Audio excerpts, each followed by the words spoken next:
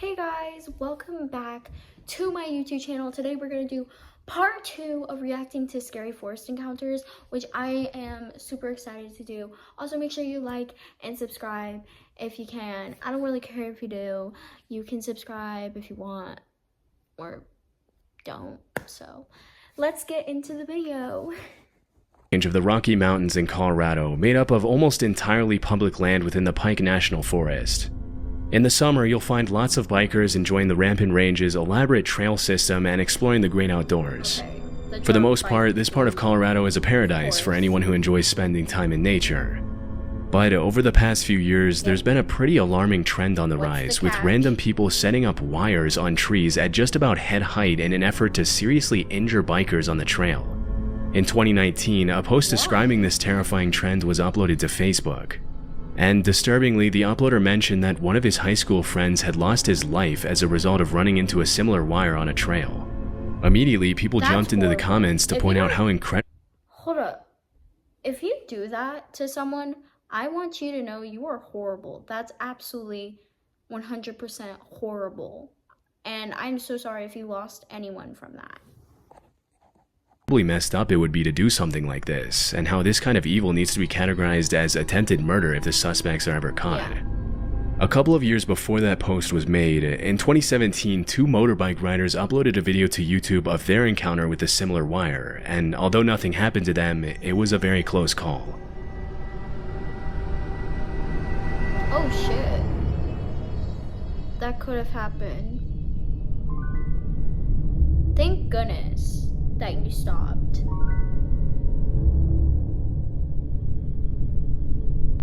That guy must have been like, oh shit.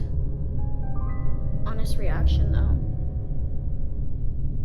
When these wires are set up off-trail, it can be hard to tell whether they were placed there out of malice or if a random camper or farmer placed the wires there to hang up clothes or something similar. But in cases like these where the wires are specifically placed on the trail, there's really only one reason people would do that, and that's to bring serious harm to bikers for some reason. Possibly they're annoyed with the constant loud sound of the bikes near their property or something else. But hopefully more measures can be taken in the future to prevent— That's bad though, you're killing someone. That's bad though, like, that's so bad. Like, what? I don't understand that. And more people from getting hurt, especially because it's not uncommon to hear about motorbikers and snowmobilers losing their lives over this kind of stuff. This audio was uploaded to YouTube by a user named ForestFire21. He recorded it around 2 a.m. in December 2014. The uploader lives in a forest, and he mentioned that the noises in the audio were coming from deep in the woods behind his house.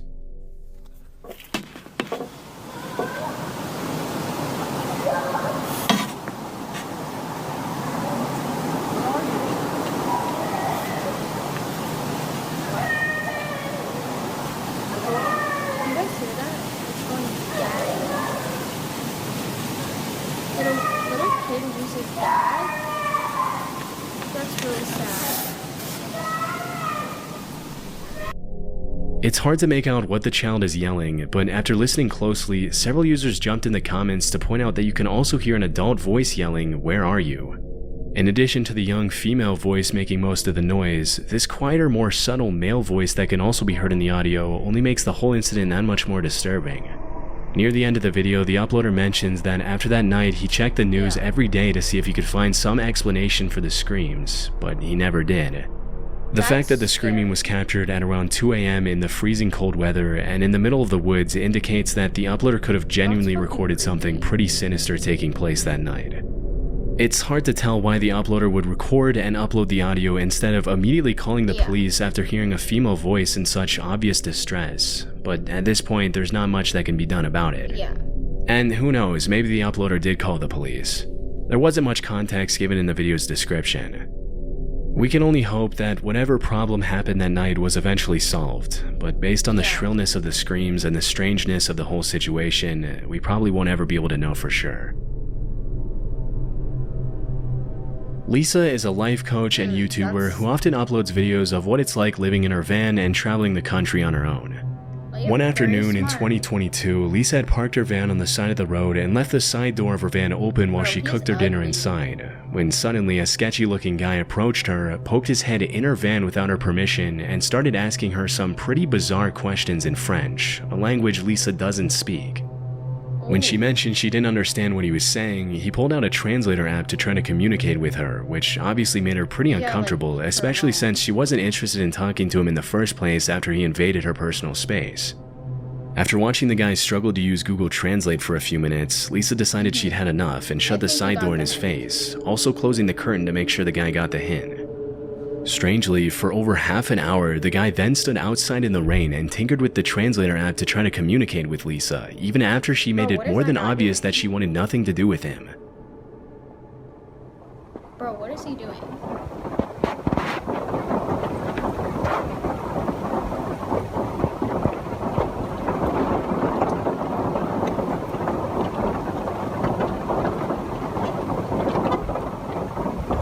Wait, what? Okay, he just moved even closer Why is he doing that? No. so that I can't move He's out probably and so that I saying can't something go really messed up forward. in French.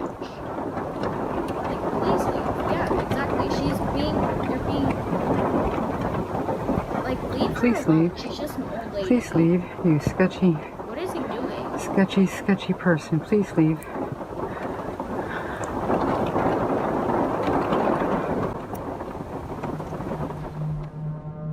With a very shady demeanor, the man snuck into the bushes and pretty much just stalked Lisa from a distance, as if he thought she couldn't see him. As the sun began to set, Lisa kept an eye on the guy outside to make sure he didn't try to get close to her again, but the man just kept on bringing his car closer to her van and blocking her exit in different ways for more than half an hour. This guy is really starting to freak me out. You should move. Like, drive. It's been like a half an hour and he just keeps on moving his vehicle so he can see in my van here. And anyways, it's 7 o'clock, 7 p.m. Fortunately, just as darkness had begun to set in, a family in an RV pulled up right behind Lisa and spent the night in the same parking lot as her, which comforted her enough to stay there the entire evening. What? Disturbingly, the guy left soon after the other Guys, so this is the end of the video. I don't have a lot of storage on my phone. I had to clear up some storage. So I'm going to end it here. And thank you guys so much for watching. I hope you like and subscribe. And yeah, stay tuned. And I love you all so much. And yeah, bye.